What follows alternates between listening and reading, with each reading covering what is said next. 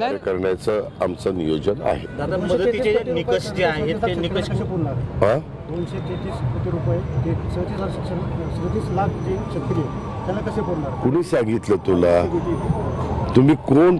मी कृपा करून सांगतो, खरंच खूप जणांना काही माहिती नसतं आणि काही पण अर्थात तुम्हाला तो प्रश्न विचारायचा अधिकार आहे. मागच्या काळामध्ये जो पाऊस झालेला होता मागे, ह्या पाऊस म्हणजे आत्ताचा जो स्पेल आला त्याच्या आधीच्या काळात त्याचे सगळे मिळून ते 2200 कोटी रुपये वर काही लाख 2200 कोटी 200 वगैरे नाही 2200 कोटी रुपये दिलेले आहेत. आणि आत्ता तातडीची मदत मग 5000 रुपये ज्यांचं नुकसान झालंय, 5 किलो तांदूळ 5 किलो गहू. आता लोक पण वेगवेगळ्या पद्धतीनं त्यांची मदत जी आपली महाराष्ट्राची परंपरा आहे त्या प्रकारे तेही करतायत.